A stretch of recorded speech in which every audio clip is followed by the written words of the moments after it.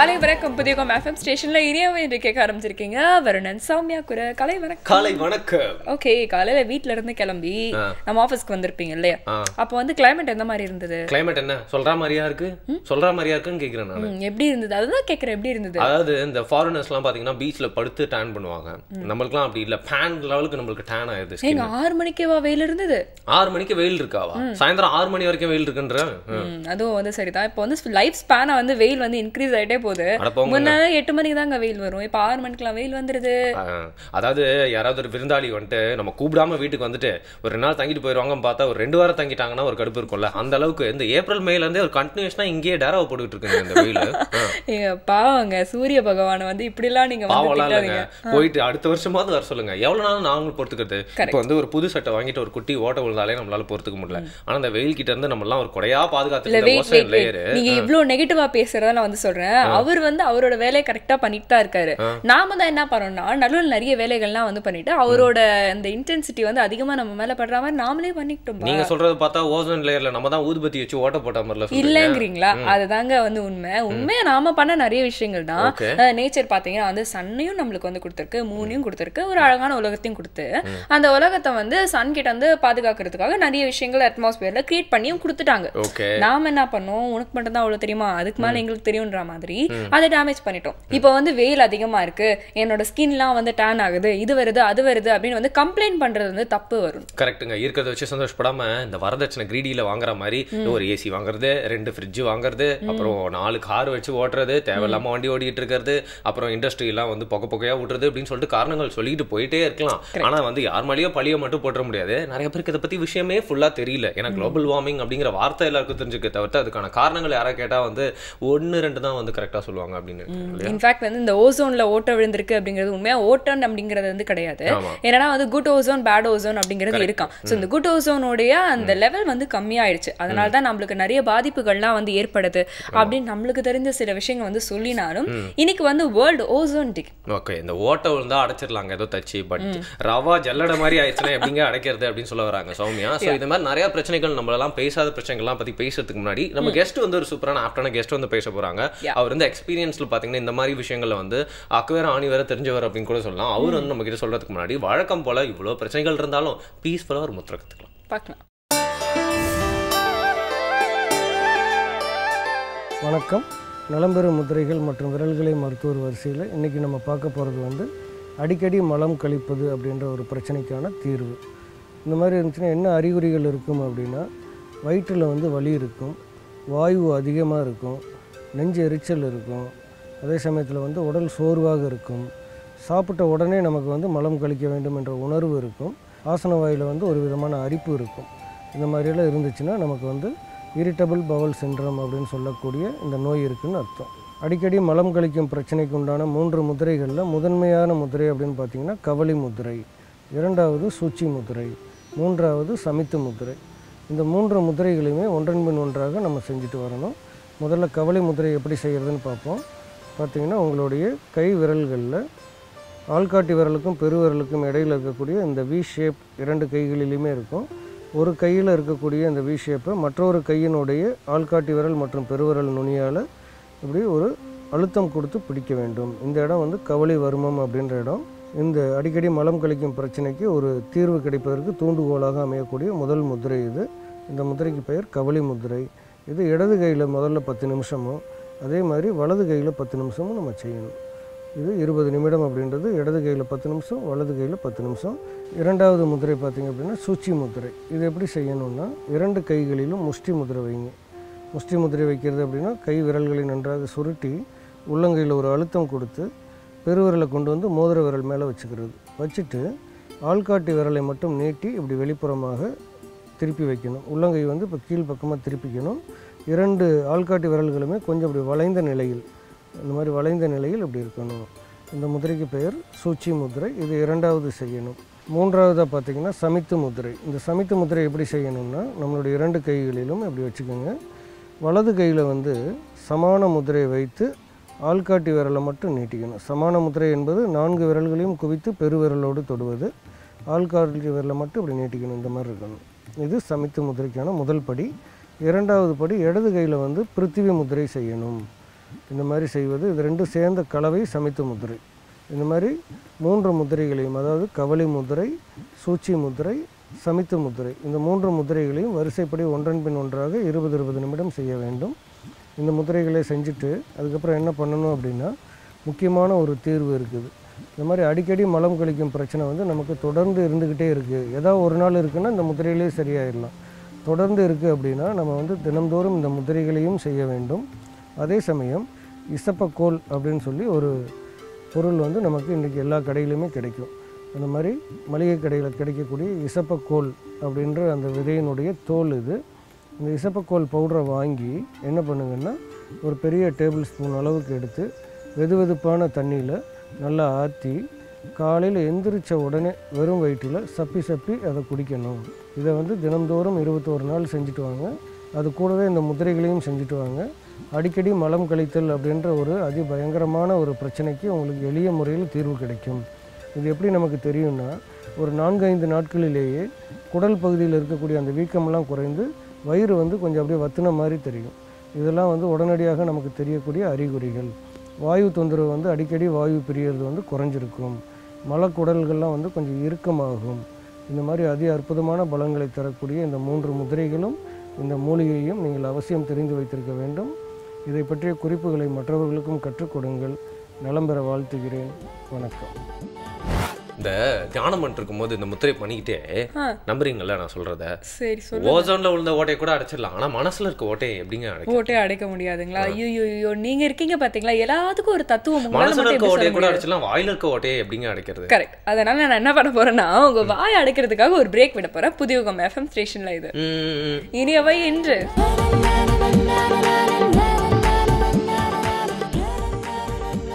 Welcome back. புதியகம் FM ஸ்டேஷன்ல திறந்து கேட்டுட்டு இருக்கீங்க. இனியவை இன்று சௌமியா அண்ட் வருண் கூட நேச்சுரோபதி பகுதிக்கு வந்தாச்சு. ஓகே, ஒருத்தன் வந்து பாத்தீங்கன்னா காட்டுல அவனை கிரீடினஸ்னால அவங்க கிட்ட இருக்க விஷயங்கள்லாம் கொள்ள அடிச்சுட்டு அவனை வந்து ஸ்டாப் பண்ணிட்டு போயிடுவாங்க.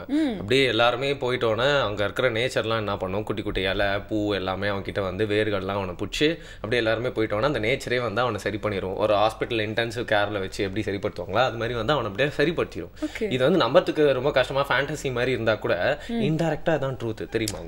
கரெக்ட். இயற்கையான விஷயங்கள் தான் வந்து நம்மளுக்கு வந்து பெர்மனன்ட்டான ஒரு ரெமெடியை வந்து கொடுக்குது இல்லை? அது மட்டும் இல்லாமல் சைடு எஃபெக்ட் இல்லாத ரெமெடியை கொடுக்கும். சும்மா வந்து இன்னைக்கு மட்டுமே தீர்வு, நாளைக்கு அந்த பிரச்சனை இன்னும் கொஞ்சம் பெருசாகிற மாதிரி பண்ணா அது வந்து ஒரு வைத்தியம்னு சொல்ல முடியாது, அது ஒரு ரெமெடின்னு நீங்க சொல்ற மாதிரி சொல்ல முடியாது, தீர்வாகவும் அதை ஏற்றுக்க முடியாதுன்னு சொல்லலாம்ல சமயம். பிரச்சனை வைத்தியம் அப்படின்னு வந்து பேசாம ஜென்ரலாவே நம்மளுடைய இந்த சிஸ்டம் வந்து ஆர்கனைஸ்டா வச்சுக்கணும்னா அதுக்கு வந்து இயற்கையோட சப்போர்ட் இல்லாம நான் தனியா பண்ணுவேன் அப்படின்னா நீங்க போக முடியாது. ஆனா நம்ம இப்படி சொல்லிட்டு இருக்க நேரத்துல இதே நேரத்துல ஜப்பான்ல எல்லாருமே பாத்தீங்கன்னா அவங்க பார்ட்னர் டாலாவே ஒன்னு உருவாக்கி வச்சிருக்காங்களா, காசு கொடுத்து வாங்கி வச்சிருக்காங்களா. ஸோ நம்ம எந்த அளவுக்கு ஆர்டிஃபிஷியலா லைஃபை வாழ்ந்துட்டு இருக்கோம் அப்படின்னு சொல்லிட்டு நம்ம நிவேதா வந்திருக்காங்களே நம்மளெல்லாம் சரிப்படுத்துறதுக்கு, நம்மளெல்லாம் வந்து ரீசர்ச் பண்றதுக்கு நேச்சுரோபதி மூலியமா பார்க்கலாம்.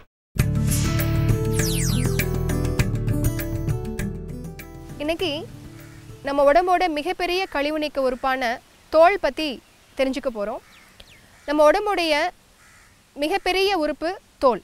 இந்த தோலில் வந்து நிறையா துவாரங்கள் இருக்குது, இதெல்லாமே நம்ம பார்த்தோம். இந்த தோலுடைய வேலை என்னென்ன அப்படின்னம்னா, கழிவு நீக்கத்தில் மிக முதல் உறுப்பு. அதாவது நம்மளுடைய வியர்வையை வெளியில் தள்ளுறதுல மிக முக்கிய பங்கு வகிக்கிறது நம்மளுடைய தோல். ஒரு நாளைக்கு நம்மளையும் அறியாமல், நம்மளுக்கு தெரிஞ்சோ தெரியாமையோ குறைஞ்சது 1 லிட்டர் அளவுக்கு நம்மளுடைய தோல் வழியாக நீர் பரிமாற்றம் நடந்துகிட்ருக்குது. உள்ளெடுக்கிறது, வெளியில் போகிறது. இந்த வியர்வையில் 99% நீர்ச்சத்தும் 1% வந்து வேஸ்டேஜஸும் இருக்கும். இதில் மெட்டபாலிக் வேஸ்டேஜஸ்ன்னு சொல்லக்கூடிய nitrogen component, ammonia, urea, uric acids இதெல்லாமே வந்து கழிவுகளாக நம்மளுடைய வியர்வை வழியாக வெளியில் போயிட்டுருக்குது. இந்த கழிவுகள் முழுமையாக வெளியில் போயிடுச்சு அப்படின்னம்னாலே நம்மளுடைய உடம்புல வந்து இரத்த குழாய்களாகட்டும் மற்ற உறுப்புகளாகட்டும் எந்த விதமான கழிவு தேக்கமும் இல்லாமல் நல்லா வேலை செய்ய முடியும். ஸோ தோல் வந்து இந்த மாதிரி மெட்டாலிக் வேஸ்டேஜஸை கிட்னினால் பண்ண முடியாத வேலைகள் கூட தோல் பண்ணிகிட்ருக்கு. அதே மாதிரி பாதரசம் அப்படிங்கிறது நம்ம பல்லுக்கு வந்து கேரஸ் வந்துருச்சு அப்படின்னம்னா அதைய ஃபில்லிங் ஏஜெண்ட்டாக நம்மளுடைய பல் அடைக்கிறதுக்காக மெர்க்குரி வைப்பாங்க. மெர்க்குரிக்கு அமால்கம்ஸ்ன்னு சொல்லுவோம். இந்த மெர்க்குரியும் நம்ம பாடியில் வந்து சிறுக சிறுக கழிவுகளாக வெளியேறி நம்ம பாடியிலேருந்து வெளியில் தள்ளுறதுக்கு, ஏன்னா அது வந்து ஒரு பாய்சன், அதனால் உடம்பு அதை வெளியேற்ற முயற்சி பண்ணும். அதுவும் வியர்வை வழியாக வெளியேறிட்டுருக்கு. பொதுவாக நம்ம தோலில் வந்து 3வது கிட்னின்னு சொல்கிறோம். நம்ம எல்லாத்துக்குமே 2 கிட்னி இருக்கும். அந்த கிட்னியோட எஃபெக்ட் வந்து நம்ம கழிவுகளை வெளியில் தள்ளுறது, கிட்னியோடைய பனி வந்து வெளியில் தள்ளுறது. ஸோ அதுக்கு ஈக்குவலண்ட்டாக நம்ம தோலும் வந்து இந்த கழிவுகளை வெளியில் தள்ளிட்டு இருக்கு. அடுத்ததாக தோலுக்கு வந்து தெர்மோ ரெகுலேஷன், நம்ம பாடியோட டெம்பரேச்சரை மெயின்டைன் பண்ணுற கெப்பாசிட்டி இருக்குது. பொதுவாக நம்ம குளிர்காலத்தில் நம்மளுடைய உள்ளே இருக்கிற ரத்தமானது ரொம்ப வெப்பமயமாக இருக்கும். இது கோடை காலத்தில் வேர்வையை வெளியில் தள்ளி நம்ம உடம்பு குளிர்ந்து காணப்படும். அதனால் நம்ம ஹியூமன் பீயிங்ஸ் வந்து தெர்மோ டைனமிக்னு சொல்லுவோம். அதாவது நம்ம வெப்பத்தை வந்து நம்ம மாற்றிக்கூடிய தகவமைக்கக்கூடிய சக்தி வந்து நம்ம மனித உடலுக்கு உண்டு. அதாவது பாடி வந்து ஃபீவராக இருக்கிற சமயத்தில் பாடி ரொம்ப டெம்பரேச்சர் ரைஸ்டாக இருக்கும். அந்த சமயத்தில் நம்ம பாடி நல்லா வேர்த்துச்சு அப்படின்னம்னா மேபி அது வந்து நீங்கள் மருந்து சாப்பிட்றது மூலமாக வேர்க்க வைக்கலாம், அல்லது வெட் பேக் மூலமாக நம்ம வெட்ஷீட் பேக், நம்ம இயற்கை மருத்துவத்தில் வந்து வெட்ஷீட் பேக் போடுறது, அல்லது பாடியை வந்து சூடுபடுத்தக்கூடிய, அதாவது நம்ம ஸ்வெட் பண்ணக்கூடிய விஷயத்தை மூலமாக சுடுதண்ணி நிறைய குடிக்கிறது மூலமாக இந்த மாதிரி வேர்வையை வெளியில் தள்ளிட்டோம் அப்படின்னாலே ஃபீவர் குறையிறத கவனிக்க முடியும். இந்த மாதிரி கழிவு நீக்கத்தின் மூலமாக நோய்களையும் சரிப்படுத்த முடியும். அந்த மாதிரி விஷயங்களுக்கு இந்த தோல் வந்து ரொம்ப ஒரு காரணியாக இருக்குது. இப்பேற்பட்ட இவ்வளவு அற்புதமான ஒரு உறுப்பை நம்ம வந்து எப்படியெல்லாம் நம்ம மிஸ்யூஸ் பண்ணுறோம் அப்படின்னு பார்த்தோம்னா இது வந்து நிறைய பேருக்கு கோபம் வரலாம். ஏன்னா நம்ம வந்து யூஸ் பண்ணக்கூடிய ட்ரெஸ்ஸிங்ஸ், அதாவது லெக்கின்ஸ் பயன்படுத்துகிறோம், காற்றே உள்ளே போகாத மாதிரி ஜீன்ஸ் பயன்படுத்துகிறோம், ரொம்ப டைட் ஃபிட்டிங் ஷர்ட்ஸ் போடுறோம். இதெல்லாம் பண்ணுறப்போ தோலுடைய சர்க்குலேஷன் பாதிக்கும். இதோட கழிவுகள் வந்து முழுமையாக உறிஞ்சப்படாமல் சிந்தட்டிக் ட்ரெஸ்ஸஸ் எல்லாம் போட்டோம் அப்படின்னம்னா இப்போ நம்மளுக்கு ஈஸியாக இருக்கணும் அப்படின்னு சொல்லிட்டு நிறைய சிந்தட்டிக் ட்ரெஸ் யூஸ் பண்ணுறோம். இதனால் வந்து வேர்வை வந்து உறிஞ்சப்படாது. இப்போ உறிஞ்சப்படாத இந்த வேர்வை நம்ம தோல்லையே மறுபடியும் ரீடெபாசிட் ஆகும். இதுக்கு பேர் யூரிமிக் ஃப்ரோஸ்ட் அப்படின்னு சொல்லி பேர். பொதுவாக இந்த தோல் வந்து ஒரு நாளைக்கு 30,000 40,000 செல்களை அதை வந்து டெட் ஸ்கின்னை ரிமூவ் பண்ணி ஃப்ரெஷ் ஸ்கின் வந்து வந்துட்டுருக்கு. ஆனால் இந்த யூரிமிக் ஃப்ரோஸ்ட், அதாவது வந்து கழிவுகள் முழுமையாக ஆடைகள்னால உறிஞ்சப்படலை, ஃப்ரெஷ் ஏர்னால் கூல் பண்ணலை அப்படின்னம்னா மீண்டும் மீண்டும் அந்த தோல்லையே டெபாசிட் ஆகி அந்த ஃப்ரெஷ் ஸ்கின் வர்றதுக்கு உதவியாக இருக்காது. அதனால் நம்ம பயன்படுத்தக்கூடிய ட்ரெஸ் வந்து ரொம்ப லூஸ் ட்ரெஸ்ஸஸாக, காட்டன் ட்ரெஸ்ஸஸாக, வியர்வையை உறிஞ்சக்கூடிய ட்ரெஸ்ஸஸாக, காற்று நுழையக்கூடிய வகையில் இருந்தோம் அப்படின்னம்னா நம்மளுக்கு ஆரோக்கியமாக இருக்கும்.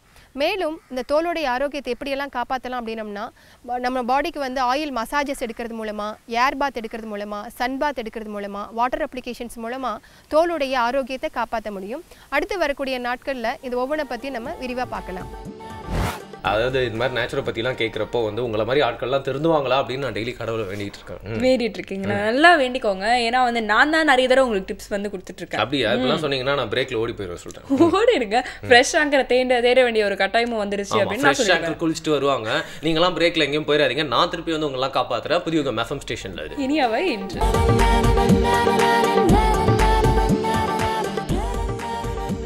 வெல்கம் பேக் டு திகம் எஃப்எம் ஸ்டேஷனில் இனியாவை இன்று கேட்டுட்ருக்கீங்க. வருணன், சௌமியா கூட இந்த ஒபிசிட்டி ப்ராப்ளம் பற்றி நம்ம நிறைய பேசியிருக்கோம், நம்மளுடைய ஷோவில் வந்து கூட பேசியிருக்கோம். ஸோ அதுக்கு வந்து இந்த வெயிட் ரிடக்ஷனுக்கு என்ன பண்ணலாம் அப்படின்னு சொல்லிட்டு நிறைய பேர் வந்து ஆர்டிஃபிஷியலாக நிறைய விஷயங்கள் வந்து செஞ்சுப்பாங்க. நிறைய பேர் வந்து என்னென்னவோ மருந்துகள்லாம் வந்து சாப்பிடுவாங்க, லிப்போசக்ஷன்லாம் பண்ணுறாங்க, என்னென்னவோ வந்து செய்வாங்க. பட் வந்து நேச்சுரலாகவே நிறைய ரெமெடிஸ் வந்து இருக்குது அப்படின்னு கூட வந்து சொல்லுவாங்க. ஒபிசிட்டி அளவுக்கு போகலை அப்படின்னாலும் வந்து ஜென்ரலாக வந்து வெயிட் லாஸ் பண்ணுறதுக்கு இந்த அத்திப்பழம் இருக்கு இல்லையா? நான் கூட 4 நாள் பட்னி கிடங்க ஏங்க அப்படிலாம் சொல்ல மாட்டேன். உண்மையா நீங்க பட்னியா இருந்தா தான் வந்து இது ஒரு பெரிய பிரச்சனையா வரும். ஆமா, நிறைய பேர் அதை வந்து தப்பா புரிஞ்சிட்டு இருக்காங்க. ஹெல்த்தியா வந்து சாப்பிடணும். ஃப்ரூட்ஸ் நிறைய சாப்பிட்டாலே வந்து உங்களுக்கு நல்ல வெயிட் லாஸ் ஆகும். குறிப்பா வந்து அத்திப்பழம் வந்து சாப்பிட்டீங்கன்னா வந்து உங்களுக்கு இந்த கொலஸ்ட்ரால் எல்லாம் வந்து கம்மி பண்ணிடுமா. பட் அத்திப்பழத்தை டெய்லி அத்திப்பழமாவே சாப்பிடறதுக்கு கொஞ்சம் போர் அடிக்குது இல்ல? உங்களோட மைண்ட் வாய்ஸ் நான் வந்து கேப்சர் பண்ணேன். இன்ஃபேக்ட் நான் மட்டும் இல்ல, புதுச்சேரி சரவணன் சார் வந்து ரொம்ப சத்தமா கேக்குது. ஏன் பாருங்க, அத்திப்பழ சாலடோட தான் இன்னைக்கு நம்மளுடைய புதுச்சேரி சரணன் சார் வந்திருக்கு. அத்திப்பழத்தை சாலட் ஆக்கிட்டாங்களா?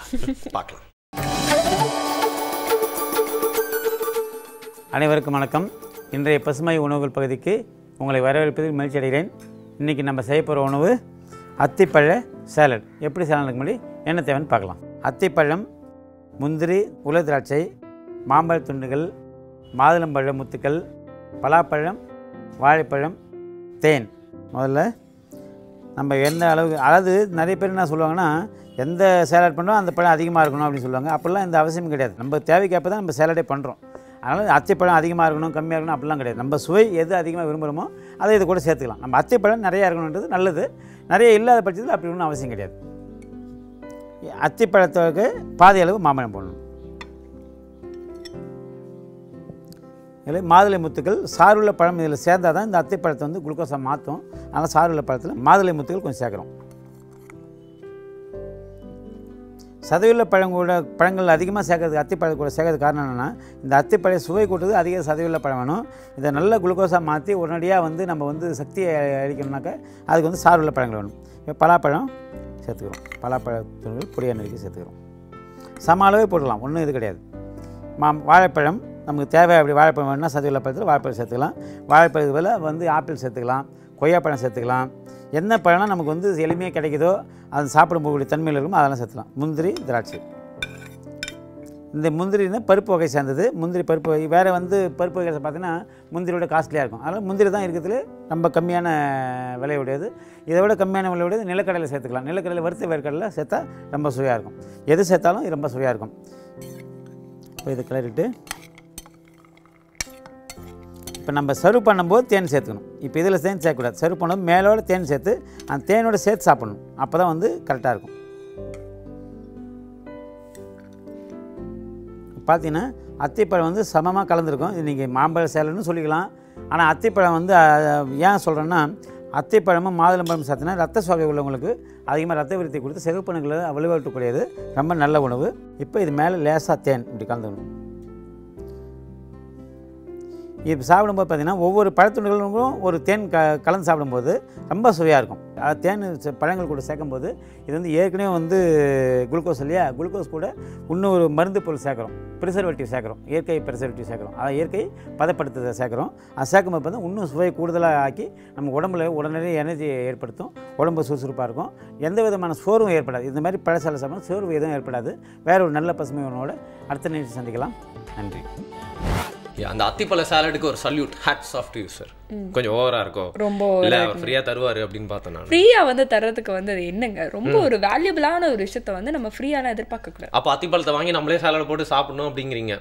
சரி, அத்திப்பழ சாலட் சாப்பிட்றோமோ இல்லையோ நம்ம கேன்டீனுக்கு போனா ஏதாவது சாலட் இருக்கும், சாப்பிட முடியுமான்னு பார்க்கலாமா? இல்ல ப்ளீஸ், அதுக்குள்ள வந்து கேன்டீனுக்குலாம் வந்து போகாதீங்க. ஏன்னா நம்ம கொஞ்சம் ரிசர்ச் ஒர்க்லாம் பண்ண வேண்டியது இருக்கு. இன்னைக்கு ஓசோன் டே வேற, நமக்கு தெரியாத நிறைய விஷயங்களை வந்து தெரிஞ்சுக்க போறோம் இல்லையா. நான் பப்ளிக் எக்ஸாம் முன்னாடி கேன்டீன் போய் சாப்பிட்டு வந்தேன் தெரியுமா. ஒரு பிரேக்ல போய் சாப்பிட வேணாம்னு சொல்றீங்களே நீங்க. சாப்பிடுங்கப்பா, தாராளமா சாப்பிடுங்க. பட் நம்ம கெஸ்ட்டும் வந்துட்டாங்க, ஸோ ப்ரிப்பேர்டா வாங்க. புதியுகம் FM ஸ்டேஷன்ல இது இனியவை இன்ட்ரோ.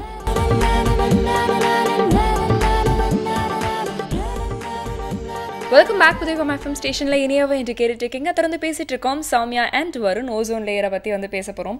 காட் நம்மளுக்கு வந்து முன்னாடியே ஏற்படுத்தி வச்ச ஒரு சன்ஸ்கிரீன் அப்படின்னு தான் நிறைய பேர் வந்து சொல்லுவாங்க.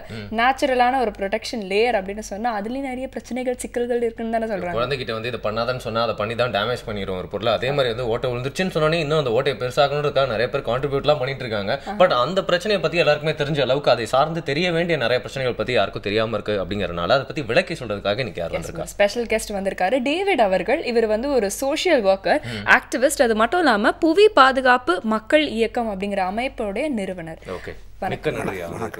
ஐயா, முதல்ல இன்னைக்கு வந்து பேச வேண்டிய விஷயங்கள் நிறையா இருந்தாலும் அந்த ஓசோன் லேயரை பற்றி, அதில் வந்திருக்க ஓட்டையை பற்றி எங்களுக்கு ஒரு சிறு தகவல் சொல்லுங்க ஐயா. ஓசோன் மண்டலம் என்று ஒரு மண்டலம் இருக்கிறது. அந்த மண்டலத்தில் ஓட்ட விழும்போது சூரியனில் உள்ள ஒளி கதிர்கள், ஊதா நிற கதிர்கள் வந்து உலகத்தை தாக்கும்போது இங்கே குறிப்பாக தோல் சம்மந்தப்பட்ட வியாதிகள் நிறைய உருவாகும். அந்த அந்த அந்த ஓட்டையை பல முயற்சிகள் எடுத்து மான்ட்ரியல்னு சொல்லப்பட்ட ஒரு கான்ஃபரன்ஸில் சில முடிவுகள் எடுத்து அதுக்கு பிறகு ஓரளவு குறைச்சிருக்காங்க. அதனால் இன்றைக்கி அதனால் பெரிய பாதிப்புகள் கிடையாது. ஆனால் என்னை பொறுத்த மட்டிலும் நான் முழு கவனம் செலுத்துவது வந்து இந்த பூமி வந்து, நம்ம வாழக்கூடிய பூமி வந்து வெப்பமாகிட்டே வருது, காலநிலைகள்லாம் மாறுது. அதை பற்றி தான் அதிகமாட்டு பேச விரும்புகிறேன். ஏன்னா மக்கள் எல்லாரும் அதை அறிய வேண்டும் என்று விரும்புகிறேன். இந்த உலகத்துக்கு வந்து நம்ம மக்கள் நிறைய பிரச்சனைகள் வந்து கொடுத்துக்கிட்டே இருக்காங்க. ஒருத்தருக்கும் நிறைய பிரச்சனைகள் இருக்கும். ஆனால் வந்து குளோபலாக வந்து பார்க்கும்பொழுது இந்த உலகத்துக்கு இருக்கிற முக்கியமான பிரச்சனைகள் அப்படின்னா நீங்கள் என்னென்ன பிரச்சனைகளை பற்றி சொல்லுவீங்க ஐயா? இன்றைக்கி உலக மக்கள் எல்லாரும் கவனம் செலுத்த வேண்டிய பிரச்சனை, நம்ம வாழக்கூடிய பூமி சூடாகிட்டே வருது, அதனால் காலநிலைகள் மாறுது. நம்ம இந்த உலகத்தில் இருப்போமா இருக்க மாட்டோமா என்பதே பெரிய கேள்விக்குறியாக மாறிட்டு வருது. எனவே நான் நினைக்கிறேன், நம்ம சர்வைவல், இந்த உலகத்துடைய சர்வைவல், ஏனைய உயிரினங்களுடைய சர்வைவல் எல்லாம் அடங்கிய இந்த புவி வெப்பமாதல் பிரச்சனையை பற்றி நம்ம முழு கவனத்தையும் செலுத்த வேண்டும் என்று விரும்புகிறேன். நம்ம வாழக்கூடிய பூமி வந்து நாளுக்கு நாள் சூடாகிட்டே வருது. அப்படி சூடாகிட்டு வர்றதுனால இன்றைக்கி உலகத்தின் பல பாகங்களில் வந்து அழிவுகள் ஏற்பட்டு கொண்டே இருக்கிறது. ஐபிசிசின்னு ஒரு அமைப்பு உண்டு, inter governmental panel on climate change. இது உலகத்தில் உள்ள விஞ்ஞானிகள் அடங்கிய ஒரு அமைப்பு.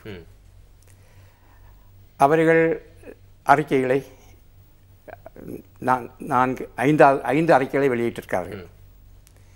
இந்த 5 அறிக்கைகளிலுமே இந்த உலகம் எப்படி அழிவுக்குள்ள தத்தளிக்கிறது என்பதை விவரமாக சொல்கிறார்கள்.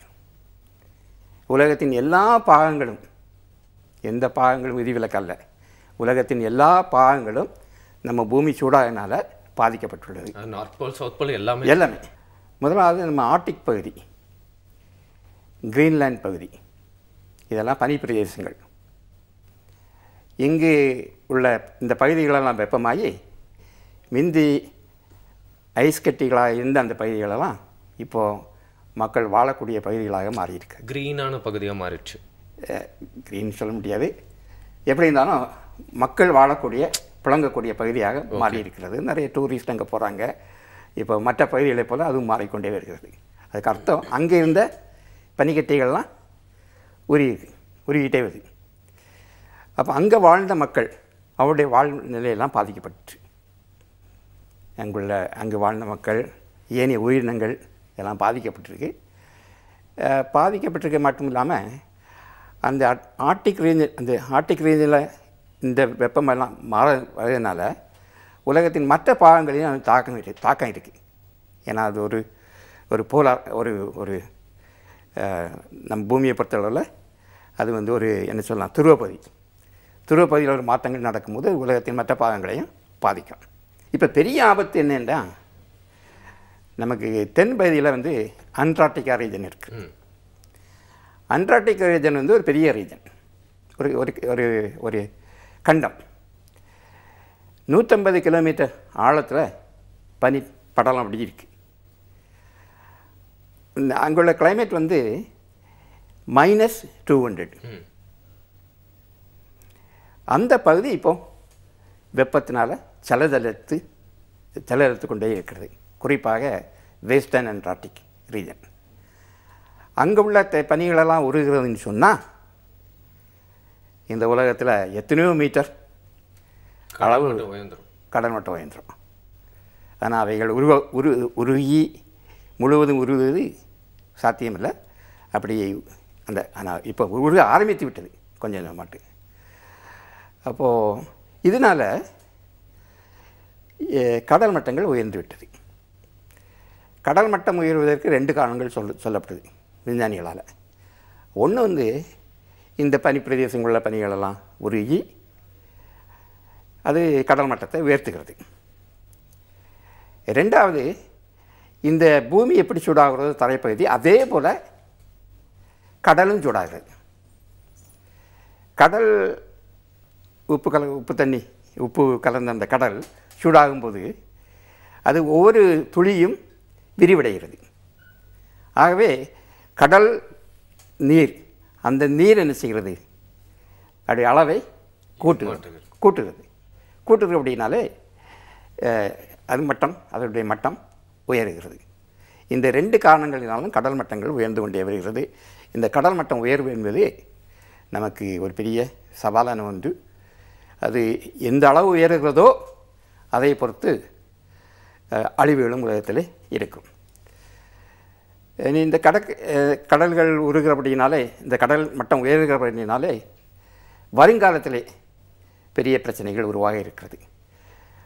உலகத்தில் 54 தீவு நாடுகள் உண்டு. இந்த தீவு நாடுகளில் பெரும்பான்மையான தீவு நாடுகள் பாதிக்கப்படும். சில தீவு நாடுகள் அப்படியே தண்ணிக்குள்ளே மூழ்கிவிடும். நிறைய பகுதிகளில் காடுகள் தீப்பற்றி பல மாதங்கள் தொடர்ந்து எரிகிற சம்பவங்களை நாம் கேள்விப்படுகிறோம். வறட்சி, வெள்ளப்பெருக்கு இவைகள் சர்வசாதாரணமாக நடக்கிறது. இப்பொழுது கலிஃபோர்னியா மாநிலத்தில் பெரும் வறட்சி. அங்குள்ள மக்களுக்கு தண்ணி கிடைக்காது. அடிக்கடி புயல், கடல் கொந்தளிப்பு, அனல் காற்று வீசுதல், இப்படி தண்ணீர் பற்றாக்குறை, இனி சம்மரில் வெப்ப நாட்களில் சூடு கூடுதல். இந்த ஆண்டு நமக்கு தெரியும் தமிழ்நாட்டில் இந்தியாவில் ஆந்திராவும் ஒரிசாவும் பெரிய பாதிப்புக்குள்ளாங்குது. 10,000 பேர் இறந்திருக்கிறாங்க. இதை போன்று உலகம் முழுவதுமே இந்த ஒரு அழிவுக்குள்ளே இருந்து உலகம் தத்தளித்து கொண்டிருக்கிறது. இதற்கு அடிப்படை காரணம் என்னவென்றால் நாம் வாழக்கூடிய பூமி 0.8 டிகிரி செல்சியஸ் கூடியிருக்கிறது. ஓகே, இதோட தட்பவெப்பநிலை. அப்படி என்றால் 1 டிகிரி செல்சியஸுக்கும் குறைவான அளவு பூமி இந்த விதமான பாதிப்புக்குள்ளே ஏற்பட்டிருக்கிறது என்றால் நாம் வருங்காலம் எப்படி இருக்கும் என்று நாம் நினைத்து கொள்ளலாம். ஒரு அன்சர்டன் ஃபியூச்சராக இருக்குது நீங்கள் சொல்கிறத பார்த்தா. ஸோ இப்போ வந்து உலகத்துக்கு இப்போ ஒரு குளோப் அப்படின்னு பார்த்தீங்கனாலே நம்ம எவ்வளோ 10,000 ஆண்டுக்கு முன்னாடி இருந்து நிறைய மாற்றங்களோட தான் வந்திருக்கு. அது வந்து தனி கண்டமாக பிரிஞ்சிருக்கு, அதோட அளவு நிலையெல்லாம் மாறி இருக்குது, கடல் வேறு மாதிரி ஆயிருக்கு, எல்லாமே இருக்குது. பட் இப்போ நீங்கள் சொன்ன மாதிரி பார்த்தீங்கன்னா ஒரு அசாத்திய சூழ்நிலையில் வாழ்ந்துட்டு இருக்கோம். ஏன்னா மனிதர்களால் இந்த மாற்றங்கள்லாம் வந்து நிறைய கான்ட்ரிபியூட் ஆகிட்டு இருக்கு. ஸோ நீங்கள் ஃபியூச்சரில் நடக்க போகிற விஷயங்கள்லாம் சொன்னீங்க. பட் உடனே இன்ஸ்டன்ட் ஃபியூச்சர், அதாவது எல்லாரோட கண்ணுக்கும் பார்க்க முடிகிற ஒரு ஃபியூச்சரில் நம்மலாம் பார்க்க போகிற ஒரு பாதிப்பு அப்படின்னா நீங்கள் என்னையா சொல்லுவீங்க? இந்த குளோபல் வார்மிங்னால வரக்கூடிய அவுட்கம்னால ஒன்று, இந்த வாயுக்களுடைய அடர்த்தியை கணிக்கப்பட்டிருக்கிறது. கார்பன் டை ஆக்சைடு வந்து 1860 260 ppm ஆக இருந்தது. ppmனா பார்ட்டிகிள்ஸ் பெர் மில்லியன் ஆக இருந்தது. ஒரு 10 மில்லியன் 10 லட்சம் துகில்களில் ஒரு 280 துகில்கள் எதுவாக இருந்தது? கார்பன் டை ஆக்சைடாக இருந்தது.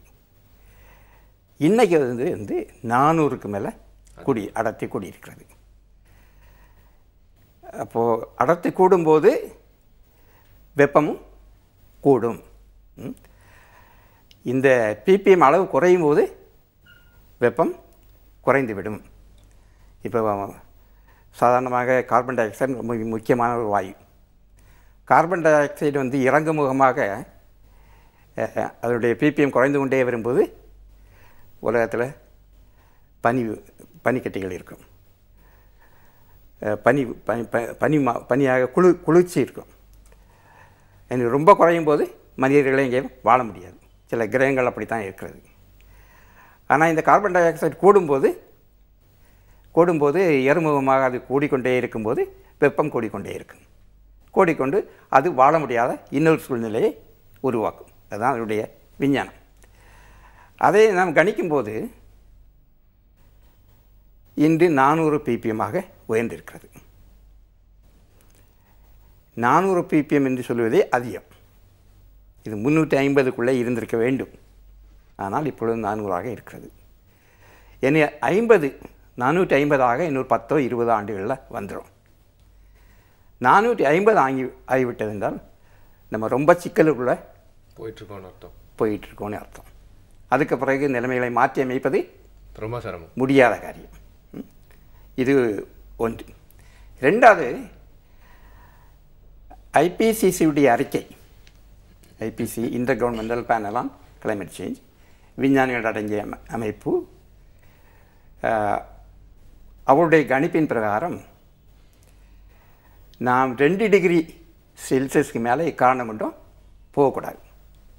2 டிகிரி இண்டஸ்ட்ரியல் ரெவல்யூஷனில் இருந்து 2 டிகிரி செல்சியஸ் அளவு உயரலாம். அதுக்கு மேலே வெப்பம் போயிட்டுனா நம்ம என்ன செய்ய முடியாது, திரும்ப வர முடியாது. அதை பீக் பாயிண்ட்னு சொல்கிறாங்க. இப்போ இருக்கிறது எவ்வளவு? 1 டிகிரிக்கு குறைவாகத்தான்.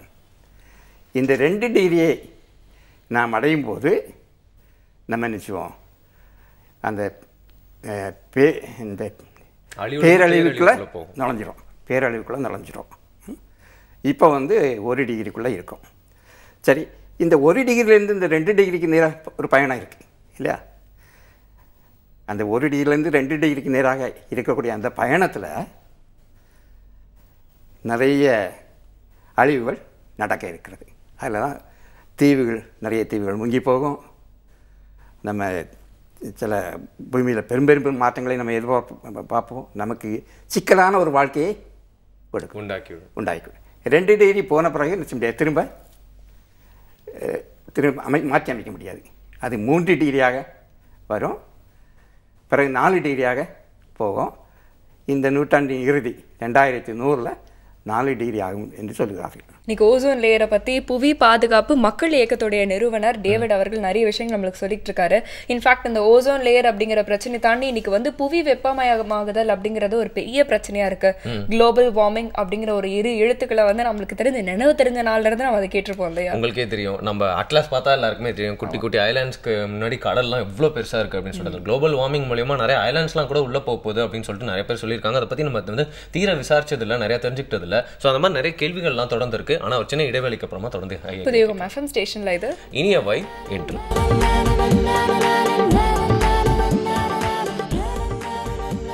Welcome back again. Ozone layer டேயில் இன்னைக்கு நம்ம நிறைய விஷயங்கள் வந்து பேசிட்டு இருக்கோம். புதிய FM ஸ்டேஷனில் இனியவன் நிகழ்ச்சியில் வருண் அண்ட் சௌமியா கூட டேவிட் ஐயா கிட்ட வந்து நிறைய கொஸ்டின்லாம் கேட்டுட்டு இருக்கோம். ஆனால் இன்னைக்கு வந்து பார்த்தீங்கன்னா இது மாதிரி ஒரு சிஸ்டம்ல வந்து நிறைய பேர் பெரிய பெரிய மனுஷங்களாம் நிறைய கண்ட்ரிஸ்லாம் சேர்ந்து ஏதோ சம்மிட்லாம் வைக்கிறாங்க. அதான் நல்லா இருந்தா சரி இல்லையா? நல்லா நடந்தா சரி அப்படிங்கிற ஒரு ஏக்கத்தோட தான் நிறைய பேர் வந்து காத்துட்டு இருக்காங்க அப்படின்னு வந்து சொல்லலாம். ஆனால் ப்ராக்டிக்கலாக வந்து அவங்க ஏதோ உட்காந்து டிஸ்கஸ் பண்றாங்கப்பா, அவங்க ஏதோ டிசிஷன் எடுத்துப்பாங்கப்பா அப்படின்னு விட்டுற முடியாது. ஏன்னா நம்மளுக்கும் இதில் ஒரு பங்கு இருக்கு அப்படிங்கிறத நாம புரிஞ்சுக்கணும். எக்ஸாக்ட்லி. ஸோ நம்ம பங்கு என்ன அது கேட்டால் தானே தெரியும். இந்த மாதிரி நீங்கள் நிறைய விஷயங்கள் சொல்லிட்டு இருக்கும்போது பார்த்தீங்கன்னா எங்களுக்கு நடுவில் நிறைய சந்தேகங்கள்லாம் வருது. அப்படி இருக்கிறப்போ வந்து பார்த்தீங்கன்னா இதோட அடிப்படை காரணம் எங்கவா இருக்கும் அப்படிங்கிறத ஒரு சந்தேகமாக எழுதுன்னு சொல்லலாம். நிச்சயமா இன்னைக்கு வந்து 1 டிகிரிலேருந்து 4 டிகிரிக்குள்ளே இந்த செஞ்சுரியில் வந்து வந்துடும் அப்படிங்கிற மாதிரி சொன்னீங்கன்னா இதோட அடிப்படை காரணங்கள் என்னென்ன அப்படிங்கிறதும் நம்ம வந்து தெரிஞ்சுக்கணும் இல்லையா? குளோபல் வார்மிங் அண்ட் கிளைமேட்டிக் சேஞ்சஸ்க்கான அடிப்படை காரணங்கள் என்னென்ன? இந்த பசுமை குடில் வாயுக்களுடைய அளவு கூடி இந்த பிரச்சனையை உருவாக்குறது என்று carbon di oxide, methane, nitric oxide போன்ற பசுமை குடில் வாயுக்களுடைய அளவு கூடுகிறது. இந்த பசுமை குடிகள் வாயுக்களுடைய அளவு ஏன் கூடுகிறது? அடுத்த கேள்வி. இதில் கார்பன் டை ஆக்சைடை பொறுத்த மட்டும் நம்ம புதை பொருட்கள், புதை படிவ எரிசக்தி உபயோகிப்பதனால பெட்ரோல், டீசல், நிலக்கரி இவைகளை நம்ம பயன்படுத்துகிறபடினால கார்பன் டை ஆக்சைடு உருவாகுது, அதனுடைய அளவு கூடுகிறது. இது மாத்திரமல்ல, இயற்கையை பற்றி நாம் என்ன நினைக்கிறோம், அது ரொம்ப முக்கியமானது. இயற்கைக்கும் நமக்கும் என்ன உறவு? இயற்கையிலிருந்து நம்மை பிரிக்க முடியாது. நாம் இயற்கையின் ஒரு பாகம், ஒன்றி தான் இருக்கும். இயற்கையோடு ஒன்றித்த வாழ்வு தான், இணைந்து தான் நாம் வாழ வேண்டும். ஆனால் இந்த வளர்ச்சி, முன்னேற்றம் என்று சமீப காலங்களில் சொல்லப்பட்ட தத்துவங்கள் அனைத்துமே இயற்கையை சுரண்ட வேண்டும், இயற்கை மேல் ஆதிக்கம் செலுத்த வேண்டும், இயற்கையை ஆக்கிரமிப்பு செய்ய வேண்டும் என்ற தத்துவத்தின் மேல் எழுப்பப்பட்டவை. Conquering the nature. நம்ம என்ன சொல்கிறோம்? காங்கரிங் த நேச்சர் என்பது தப்பு. இன் ஹார்மனி வித் நேச்சர். ஆகவே இது பிறகு உலகம் முழுவதும் நுகர்வோர் கலாச்சாரம் கட்டி எழுப்பப்பட்டுள்ளது.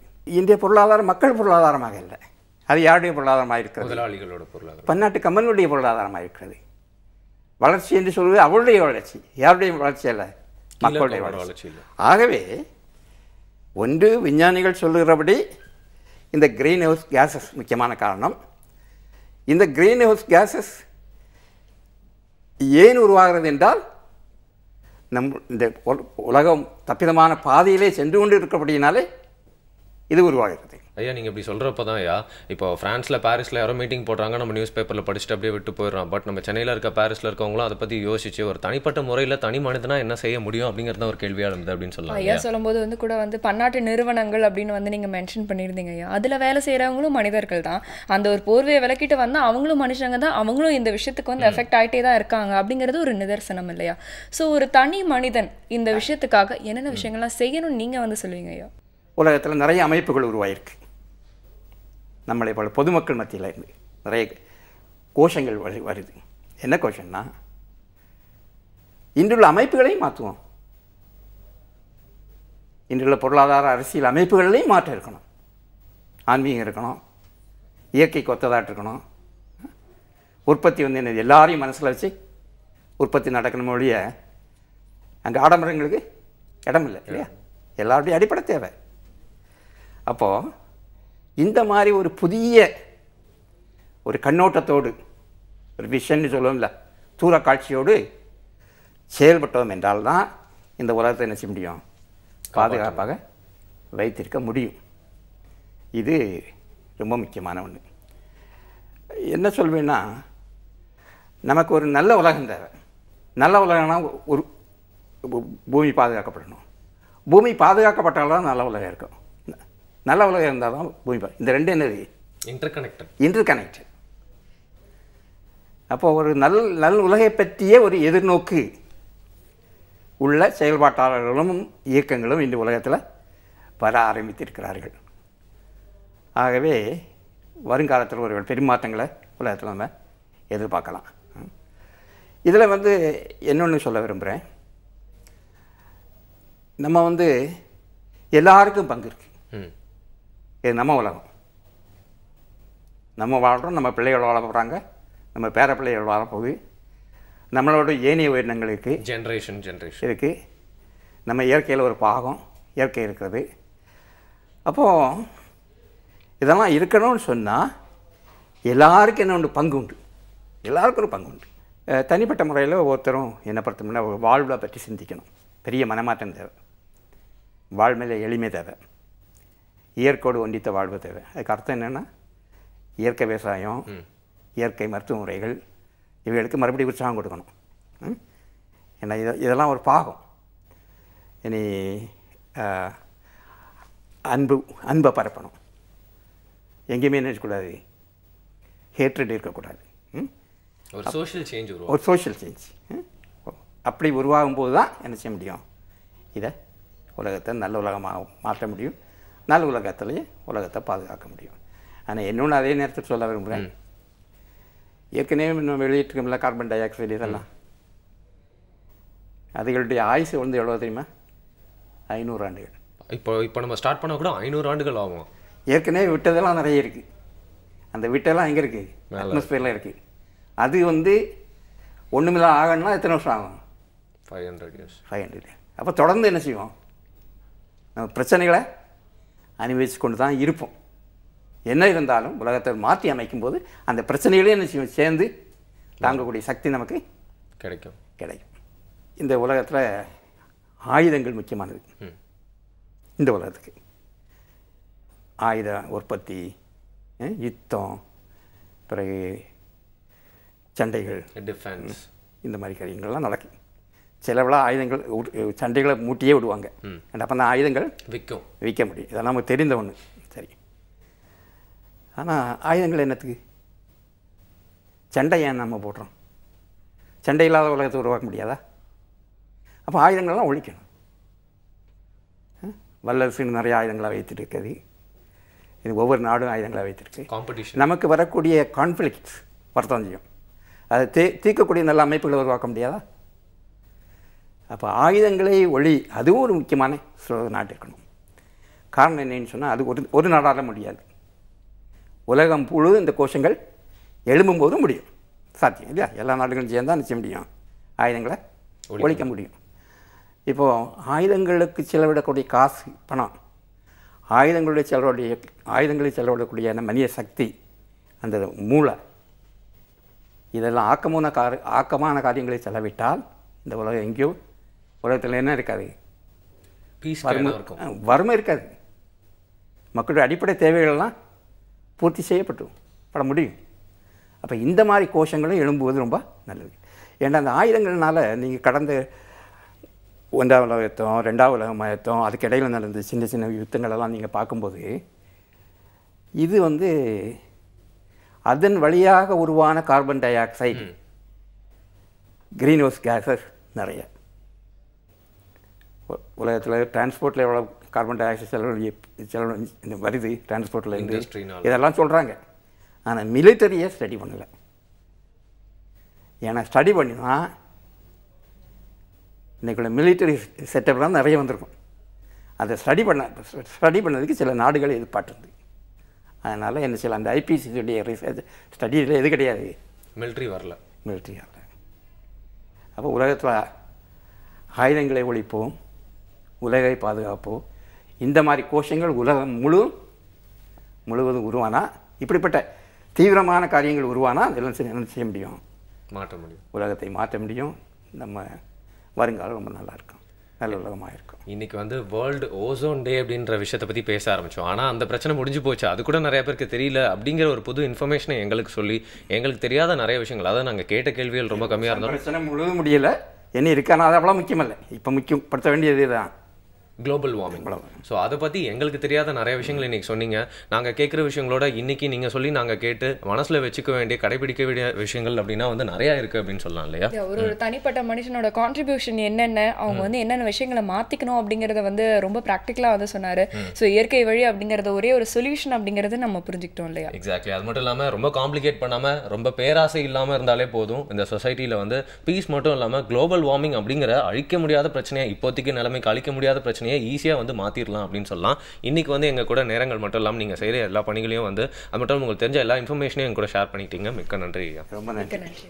வந்து நிறைய விஷயங்கள் நம்ம நிகழ்ச்சியில் பார்க்கலாம். புதிய FM ஸ்டேஷனில் இது இனியவை என்று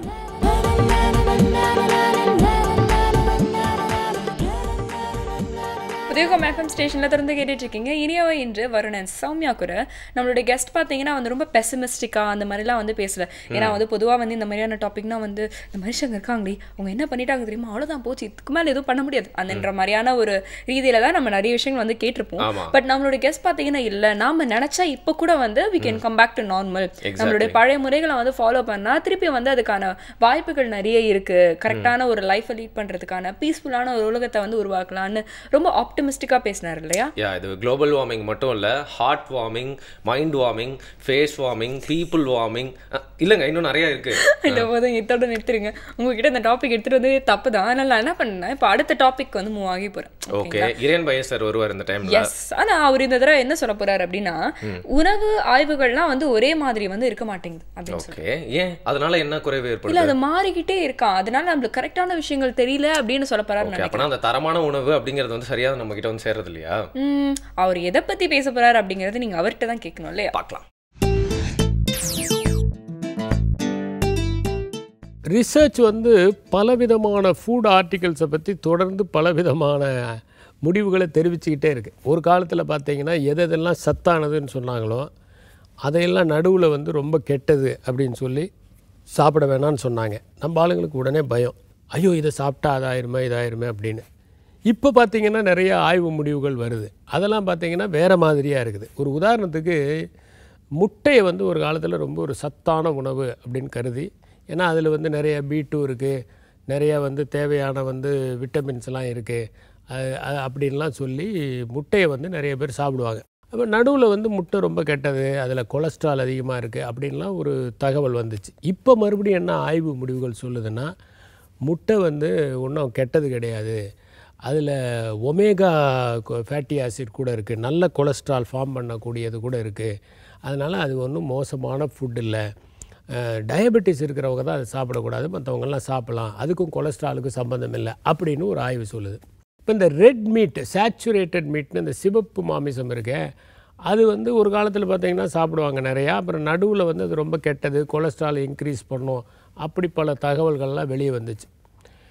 ஹார்வர்ட் யூனிவர்சிட்டியில் என்ன பண்ணாங்கன்னா, ஒரு 10 லட்சம் பேரை இந்த மாதிரி ரெட் மீட் சாப்பிட்றவங்கள வந்து ரிசர்ச் பண்ணாங்க. ரிசர்ச் பண்ணிவிட்டு அவங்க என்ன சொன்னாங்கன்னா, கொலஸ்ட்ராலுக்கும் ரெட் மீட்டுக்கும் சேச்சுரேட்டட் மீட்டுக்கும் சம்மந்தம் இல்லை.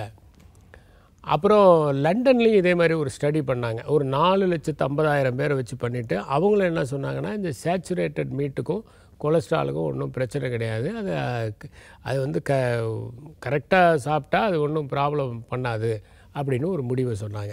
இது ஒரு ஆச்சரியமான ஒரு விஷயம். அதே மாதிரி காஃபி வந்து பார்த்திங்கன்னா, அது வந்து இந்த கேன்சருக்கெல்லாம் வந்து அது ஒரு காரணமாக இருக்குது அப்படின்னு சொல்லிட்டு காஃபி ரொம்ப கெட்டது அப்படிங்கிற ஒரு கருத்து. இப்போ என்ன பண்ணாங்கன்னா, காஃபியில் வந்து நிறையா ரிசர்ச் பண்ணிவிட்டு அதில் நிறைய ஆன்டி ஆக்சிடென்ட்ஸ் இருக்குது. அது வந்து பார்த்திங்கன்னா இந்த அல்சீமர் டிசீஸு, டீஜெனரேட்டிவ் டிசீஸ், இந்த ஞாபக மருதியெல்லாம் சில பேருக்கு வரும் பாருங்கள், அதெல்லாம் வராமல் இருக்கிறதுக்கு வந்து காஃபி ரொம்ப ஹெல்ப்ஃபுல்லாக இருக்குது.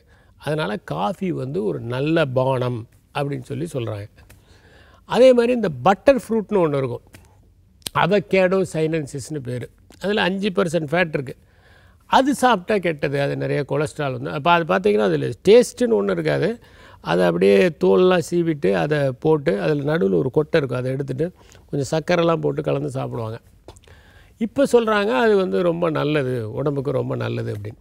இது மாதிரி 5 விஷயங்கள். ஒன்று வந்து egg, saturated meet, butter, coffee, avocado, இதெல்லாம் பார்த்திங்கன்னா வெவ்வேறு முடிவுகள் சொல்லிவிட்டு ஒரு காலத்தில் நம்ம எதையெல்லாம் வந்து கெட்டது அப்படின்னு நினச்சோமோ அதெல்லாம் இன்றைக்கி வந்து பெரிய பிரச்சனை கிடையாது. உங்களுக்கு டயபெட்டிஸ் இருந்தால் தான் இந்த பிரச்சனை வரும், இல்லைன்னா நீங்கள் ஒன்றும் கவலைப்பட வேண்டியதில்லை, இதை சாப்பிடலாம் அப்படின்னு நிறைய ஆய்வுகள் பண்ணி சொல்கிறாங்க. இந்த முடிவுகள்லாம் வெளியாகிருக்கு. இப்போ ஏன் இப்படி மாறி மாறி முடிவு வருது? ஒரு கட்டத்தில் பார்த்திங்கன்னா இது கெட்டதுங்கிறாங்க, இன்னொரு கட்டத்தில் பார்த்திங்கன்னா இது நல்லதுங்கிறாங்க. அப்போ எதை சாப்பிட்றது, எதை விடுறது? எத்தனை பேர் இந்த ஆய்வை படிச்சிருப்பாங்க? இது ஒரு பெரிய சந்தேகம் வருது இல்லையா? இப்போ சாப்பிடும்போது இதில் எவ்வளோ கேலரி இருக்குதுன்னு சாப்பிட முடியுமா யோசிச்சுக்கிட்டே? இது நல்லதான்னு நினச்சி சாப்பிட முடியுமா? இது கெட்டது அப்படின்னு சொல்லிட்டு ஒதுக்கிட முடியுமா? இது மாதிரி பல குழப்பங்கள் நமக்கு வந்துக்கிட்டே இருக்குது. இதுக்கு என்ன தீர்வு? ஒரு பக்கம் பார்த்திங்கன்னா ஒரு கும்பல் என்ன சொல்லுதுன்னா மண் சார்ந்ததை சாப்பிடுங்கிறாங்க, அது ஒரு விதமானது. இன்னொரு பக்கம் பார்த்திங்கன்னா வந்து இந்த வெஸ்டர்ன் ஃபுட்டெல்லாம் நமக்கு கெட்டது அப்படின்னு சொல்கிறாங்க.